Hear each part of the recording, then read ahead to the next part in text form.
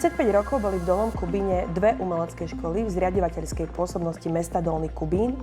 Od roku 2026 je už iba jedna, pretože sa spojili. Pri tejto príležitosti sa budem rozprávať s riaditeľom Michalom Janigom. Vitaj.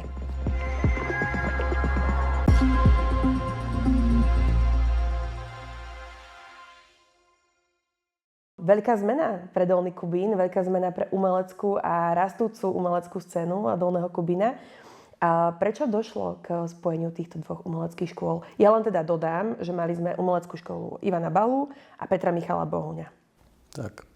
V podstate to bol už taký nevyhnutný záver toho, čo sa dialo v podstate aj v rámci celého Slovenska, ale aj v rámci, tak lokálnejšie v rámci Dolného Kubína spájali sa škôlky a spolu s nimi jednoducho tie zúžky tým, že vlastne končilo obdobie jednému riaditeľovi predošlému, nejakým takýmto spôsobom sa to potom všetko akoby snúbilo v jedno a vyústilo to potom v spojenie všetkých tých inštitúcií, vrátane základných umeleckých škôl.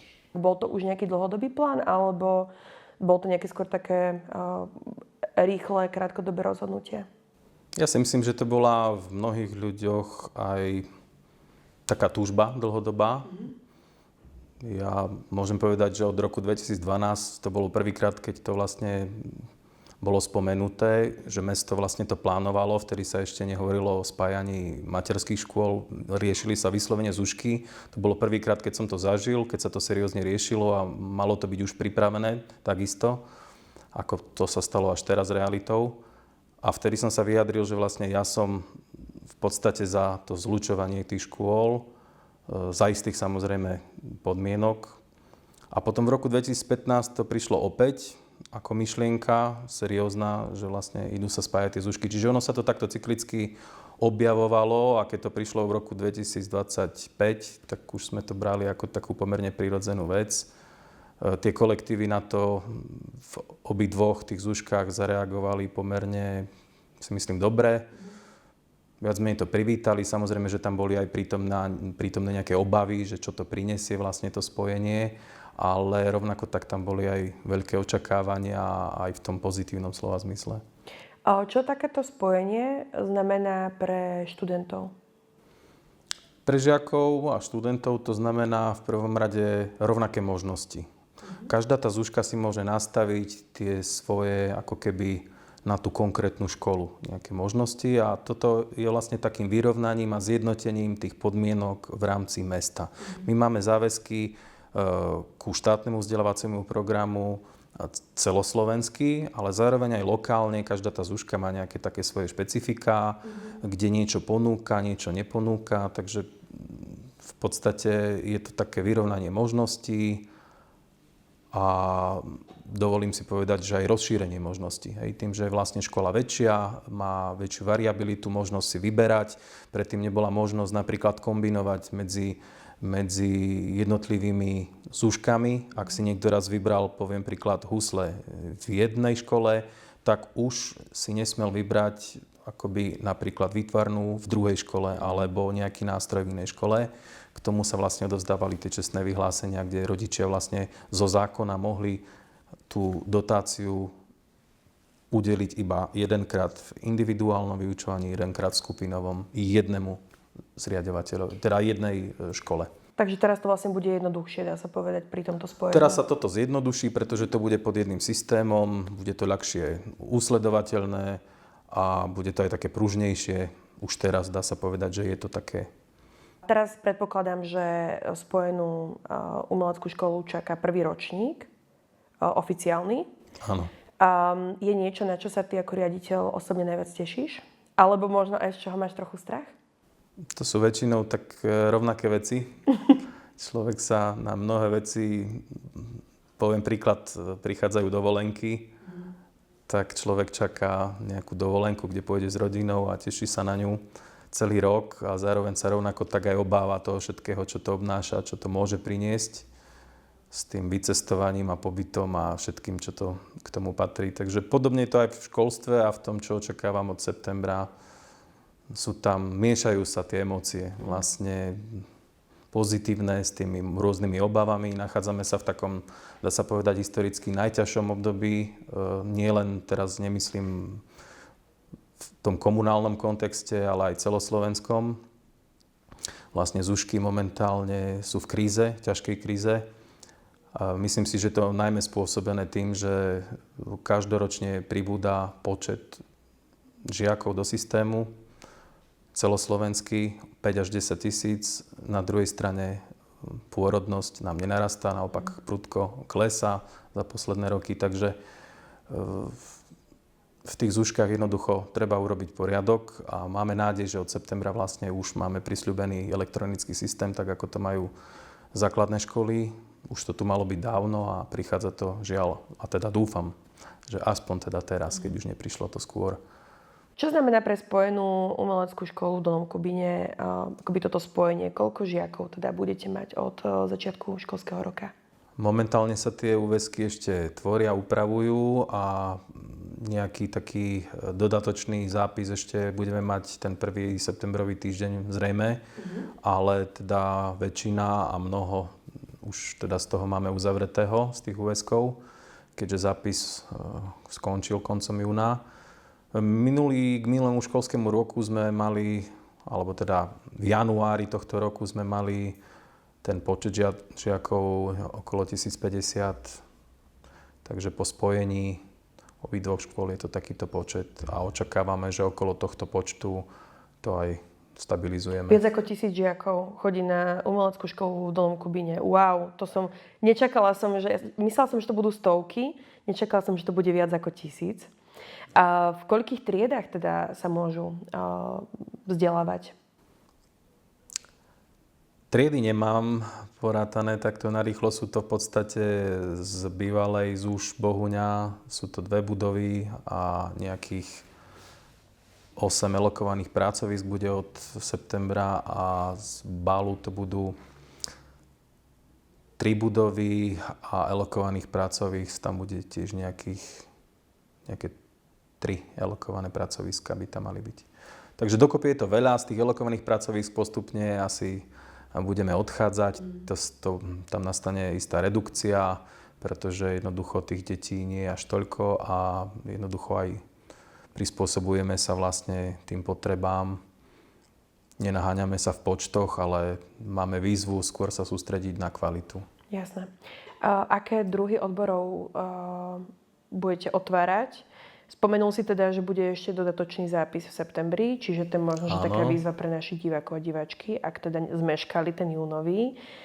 Tak skús ich trošku namotivovať, že do akých tried alebo na aké odbory teda môžu tie deti prihlásiť. Tak ten nosný pilier sú samozrejme odbory, ktoré sú už osvedčené, tradičné, odskúšané a to je vlastne v rámci hudobného odboru. Je to veľmi široká paleta nástrojov.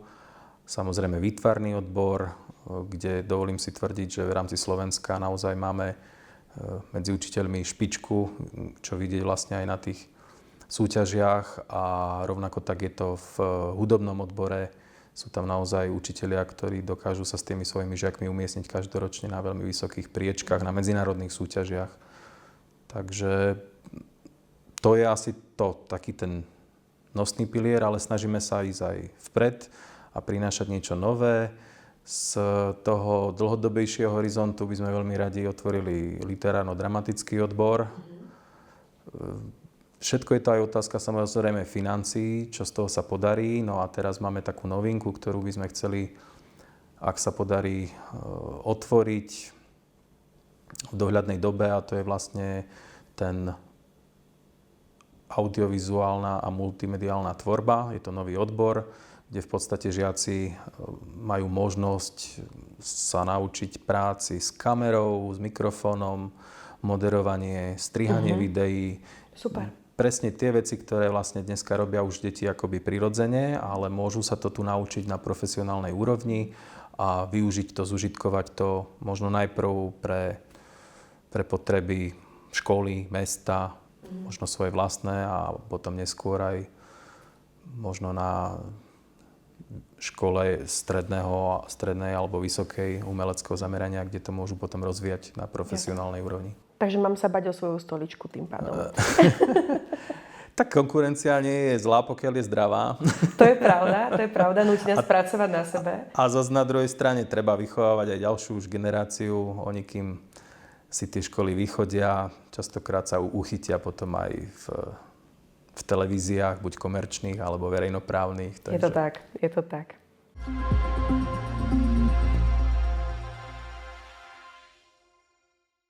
Povedali sme si, že čo prináša spojenie dvoch základných umeleckých škôl práve tu v Dolnom Kubine. Mňa ale zaujíma, ja som teda aj absolventkou jednej z týchto škôl, nie veľmi talentovanou, ale teda zvládla som teda tých 7 rokov na klavíri. A mňa ale zaujíma, Michal, ty si vlastne s tou Zúškou tak rástol vlastne celý život. Keď sa pozrieš možno na deti, ktoré prichádzajú do Zúšky poprvýkrát, tie najmenšie teraz, líšia sa nejako od tých detí spred 10 alebo 20 rokov? Človek to niekedy má tendenciu, tak ako dozrieva, nechcem povedať, že starne, tak to má tendenciu posudzovať vždy akoby z iného uhla pohľadu, takže nemám celkom presvedčenie, či to bude úplne objektívne, ale zhodujeme sa s niektorými teda kolegami z branže, že už jednoducho tie deti ako keby nedokážeme dostať na ten level, aký kedysi. Že mali sme deti, ktoré vlastne, a vysvetľujeme si to tým, že už jednoducho tých podnetov majú deti veľmi veľa vecí ich vyrušuje, majú zároveň veľké možnosti, čo je na jednej strane dobré, na druhej strane, keď kedysi bola možnosť iba Zúšky a mali ju len niekoľko detí, mnoho sa ich hlásilo, nie každého zobrali, tak tá kvalita tam logicky bola vyššia.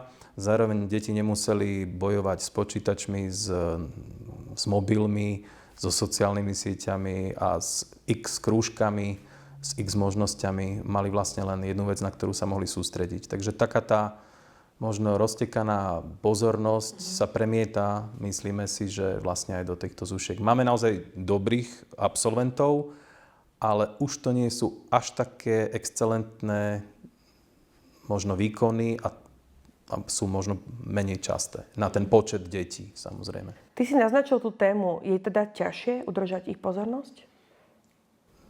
Myslím, že áno.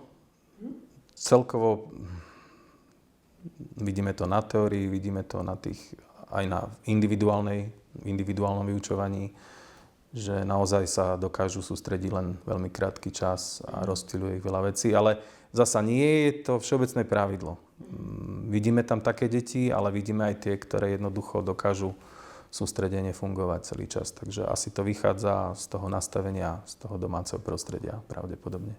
Ako k tomu potom pristupuje ten učiteľ? Keď vidí, že, vymyslím si, je tam tá teória, alebo áno, už je tam tá praktická časť hodiny, ako k tomu dokáže pristúpiť ten učiteľ, aby v zásade to dieťa nejakým spôsobom zaujal, zároveň, aby to bolo teda v súlade s nejakými osnovami učebnými a tak ďalej. Ako sa k tomu stavajú učitelia? Nie vždy je to, a nemalo by to byť len o tom, ako to jednotlivý učiteľ chápe, ale snažíme sa to nastavovať tak, aby sme nepodliehali tým, poviem, konzumným trendom, že teraz pôjdeme len tou cestou, že budeme hrať len samé soundtracky, a to je ešte tá lepšia možno, že rovina, ale ísť len formou populárnej hudby.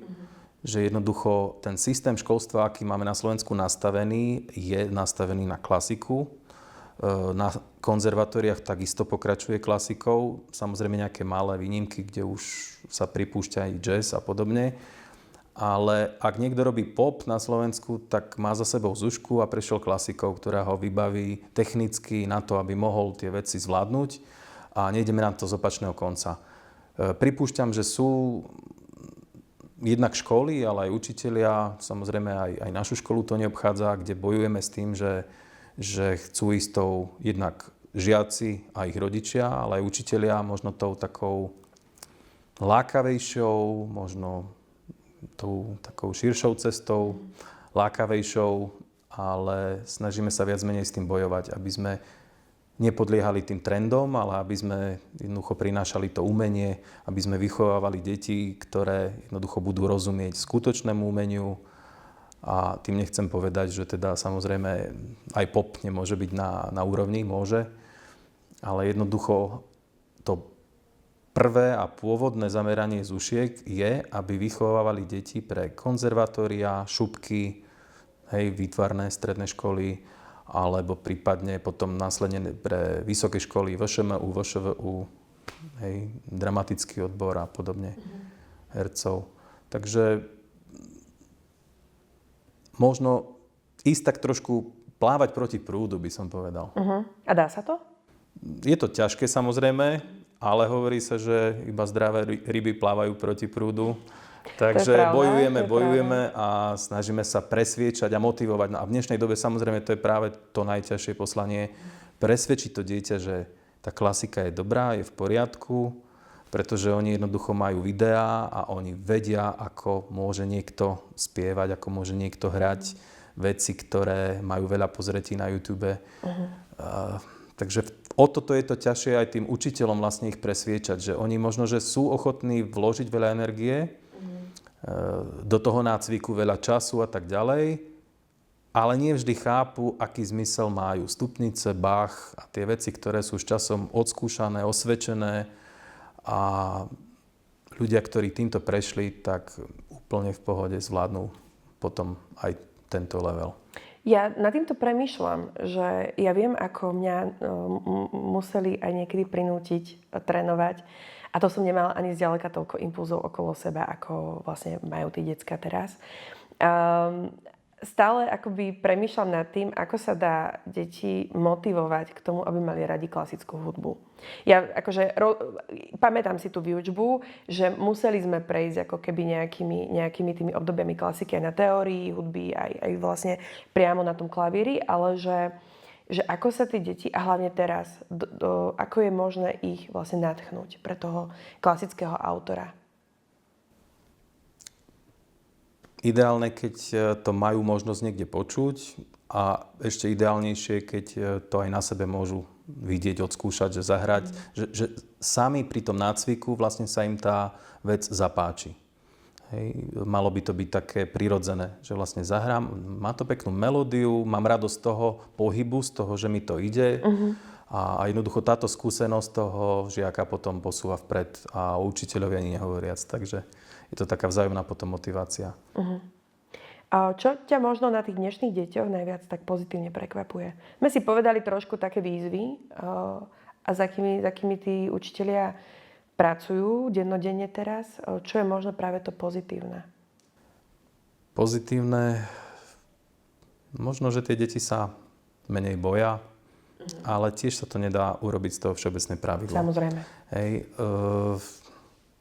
Samozrejme, že máme deti introvertné, extrovertné, ale niekedy to je dobre, niekedy to je zlé, ako všetko.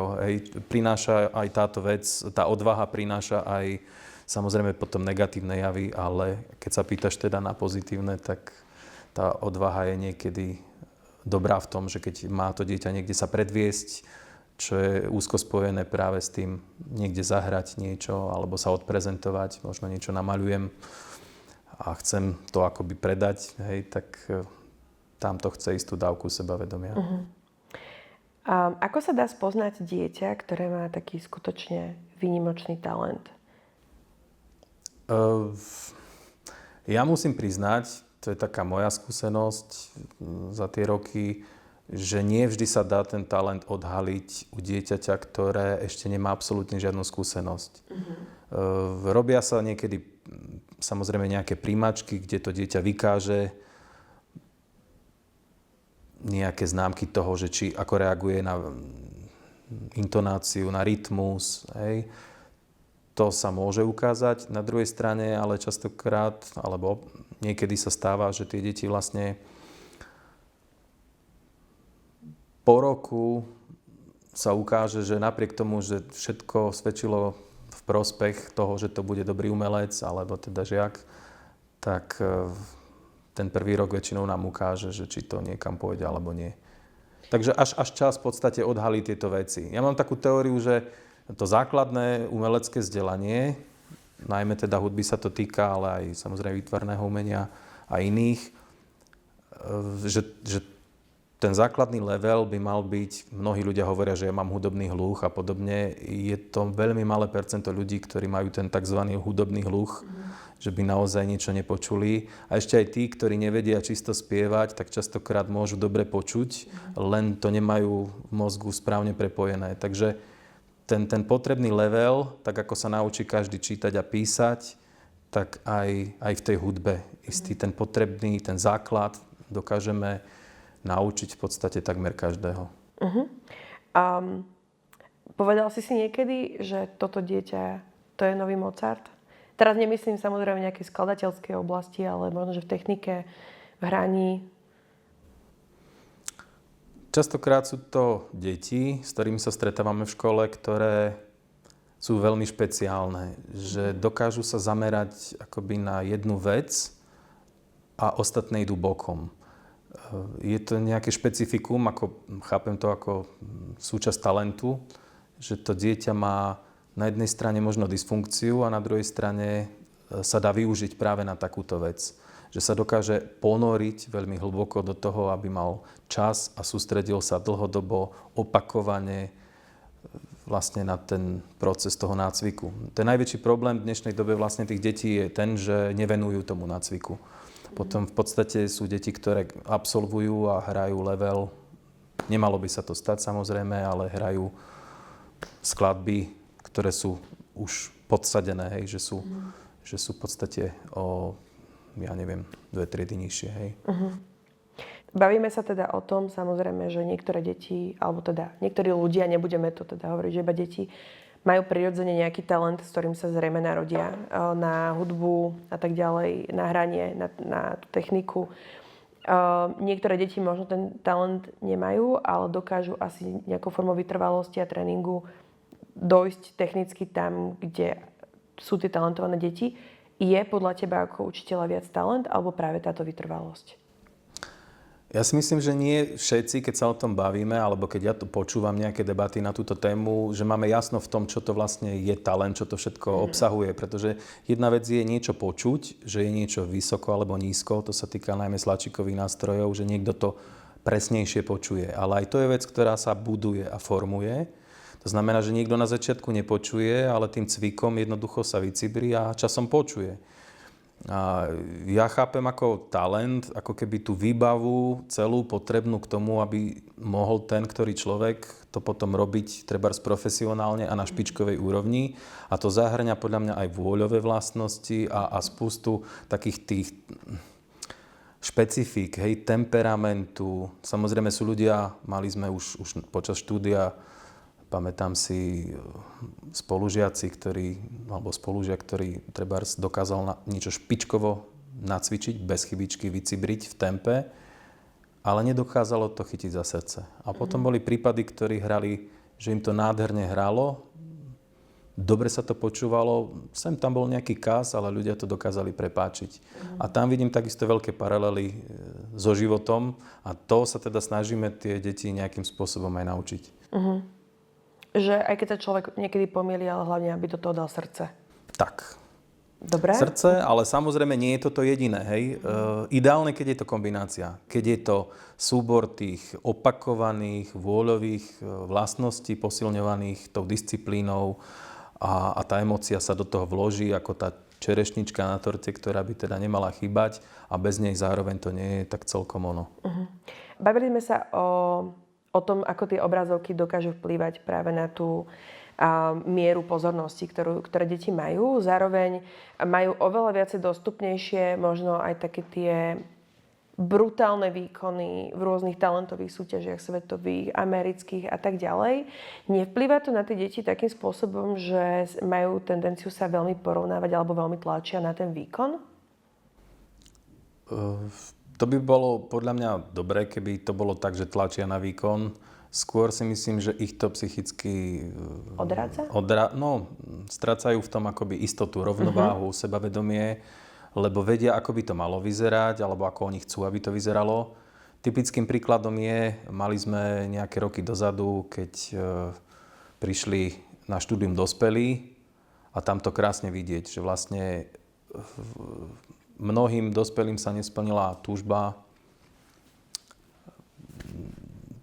neprišli na zúšku v ten čas, keď teda mohli a po rokoch si chceli splniť nejakú túžbu a začali chodiť na nástroj a máme skúsenosť, že naozaj u dospelého je špeciálne to, že, alebo typické, že má predstavu, ako by to mohlo vyzerať a malo, celkom presnú, ale bohužiaľ už je veľmi veľa blokov v tej jemnej motorike, aj v tej hrubej a jednoducho ten dospelý je potom frustrovaný z toho, že to nejde docieliť. A podobne je to možno s tými deťmi, ktoré dneska už majú dušu staršieho, tým, že majú navnímané cez videá, tie ich skúsenosti sú už možno iné ako ich vrstovníci spred 30 rokov, dajme tomu, alebo 50. A toto je možno, že ten problém, že ich to vlastne potom odrádza, zneisťuje, prichádza tam tá netrpezlivosť a vzdanie sa, hej, že nedoťahujú tie veci do konca. Preto sa aj v zúške snažíme vlastne, pokiaľ sa dá, vplývať na rodičov, ich presvedčiť, že ešte vydržte, pokiaľ samozrejme to dieťa vyslovene nevykazuje známky, že je dobré skončiť čím skôr. Aj s tým bojujeme samozrejme aj s opačnými prípadmi, ale snažíme sa vplývať na to, že treba preklenúť isté obdobie, napríklad v puberte, kedy to dieťa už to prestane baviť. A zároveň je to aj výzva potom pre toho učiteľa, aby hľadalo možno skladby, snažilo sa motivovať možno toho žiaka v tom období krízy. Ale jednoducho, aby sme dotiahli to štúdium do konca, lebo to je tiež dôležitý potom moment k tomu, aby mohol v iných veciach byť potenciálne úspešný. Jasné. Tu možno vzniká zaujímavá otázka alebo zaujímavý priestor. Tá téma motivácie dieťaťa aj v súvislosti práve s hrou na hudobný nástroj, teda v tomto prípade, je podľa mňa veľmi taká ako keby citlivá, že kde aj ten rodič vie nájsť mieru v tom, že to dieťa podporuje, zároveň ho podporuje do takej miery, že mu akoby nevkladá takú tú až ilúziu o jeho výkone a zároveň, že kde hraničí tá motivácia akoby práve možno s nejakou realitou. Možno by som to takto nejako nazvala, pomenovala. U nás sa mieša v podstate, ako keby v základných umeleckých školách sa miešajú dve veci. Čo sa týka teda očakávania rodičov, hej, ak sa o tom rozprávame, tak na jednej strane sú rodičia, ktorí očakávajú, tí prídu s jasným cieľom, už teda spravila ku konkrétnemu učiteľovi a majú predstavu, že ideálne, keby to dieťa smerovalo na konzervatórium alebo na šupku alebo na konzervatórium, nejaký dramatický odbor a podobne. Majú takúto predstavu a potom aj to dieťa motivujú aj nielen učiteľ, ale aj ten rodič robí všetko preto, aby to dieťa jednoducho tomu venovalo celú energiu, pozornosť, vozia ho tam, kde treba a je tam tá podpora tohto typu. Ale mnoho rodičov má predstavu, aby jednoducho vyplnili voľný čas dieťaťu, neočakávajú od toho príliš veľa, čiže je to taký, voláme to model CVČ, že jednoducho ani v tom CVČ niekto úplne neočakáva, že to dieťa dosiahne neviem aké rekordy alebo výkony, ale je to zmysluplne strávený voľný čas, má to svoj zmysel a my v podstate takisto v zúške máme takú teóriu alebo chápeme to tak, že malé percento tých detí v podstate sa dostane každoročne na strednú alebo vysokú školu umeleckého zamerania, ale vieme, že každý z tých absolventov je potenciálny návštevník nejakého divadla, koncertu, vernisáže a to je práve tá klientela, ktorú aj naša spoločnosť potrebuje mať. Aby vedeli oceniť skutočné umenie, aby ho vedeli rozlíšiť od gíču, od braku a aby to vedeli posúdiť, vychutnať si to, užiť si to. A k tomu je takisto nevyhnutné práve to základné umelecké vzdelanie. A tu sa teda naskytá otázka, ako oddeliť skutočné umenie od gíču? No, je to práve tou skúsenosťou. Zasa, mohol by som si pomáhať, vidíme to v rôznych oblastiach. Hej. Každú profesiu, ktorú si viete predstaviť, tak v oblasti dizajnu. Pokiaľ niekto v tom robí dlhý čas, veľa toho videl, tak sa mu formuje aj ten vkus. Samozrejme sú ľudia, ktorí ho majú akoby viac prirodzene a sú ľudia, ktorí jednoducho ten vkus nezískajú. Samozrejme, tak je to aj v hudbe. Ale nejak to, myslím, vychádza práve z tej praxe, z tej skúsenosti a z toho takého posilňovania, možno, že z toho cviku a možno, že tú citlivosť si tak posilňovať a rozvíjať. Opýtam sa trochu inak. Samozrejme, akože umenie, umelecké školy, to vzdelanie v umeleckej oblasti kultivuje človeka. Na druhej strane čítame a vieme o tom, že umenie sa vníma akoby veľmi subjektívne. Každý akoby má k nejakej časti umenia, či už nejakého druhu umenia, alebo konkrétnemu autorovi nejaký možno, že vzťah. Je zlé, keď má niekto rád ten gíč? Alebo že pre niekoho je tým gíčom niečo iné ako pre druhého, nie? Áno, ale je to väčšinou tak, moja skúsenosť je zasa taká, že ľudia, ktorí nepochádzajú z prostredia umeleckého, tak samozrejme, že oni označia naopak za gíč niečo, čo má nejakú umeleckú hodnotu a naopak, je to prirodzené. Takže podobne je to aj v tom hudobnom, v tej hudobnej branži, hej, že jednoducho niekto môže vnímať, aj keď kto sa stretne naozaj s tým, ako máme súťaže na husle medzinárodné, a teraz príde niekto, kto nikdy tak naživo nepočul tie husle hrať, a keď počuje tie, ja neviem, 6-ročné alebo 10-ročné deti hrať na tie husle naozaj bravúrne, tak aj ten, čo sa s tým nikdy nestretol, tak je natoľko zaskočený a prekvapený, že sa stretol s tým akoby čistým umením, že ho rozozná. A niekedy sa stáva, že tí ľudia, možno ktorí to umenie nemajú k nemu blízko, tak posúdia, ja neviem, jazz, alebo modernú hudbu, alebo teraz myslím klasiku, ako niečo, čo sa nedá vnímať, nedá počúvať, že to je ten gíč. Hej? Jasné. Ale naopak ľudia, ktorí majú tú skúsenosť a sú z toho umeleckého prostredia, tak sú ochotní, alebo teda označujú ako gíč niečo, čo je profáne. Možno niečo, čo je také pre niekoho možno pekné, ale obyčajné. A už to tu bolo. Rozumiem. Som rada, že sme tento rozhovor ukončili vlastne takou trochu filozofickou nôtou.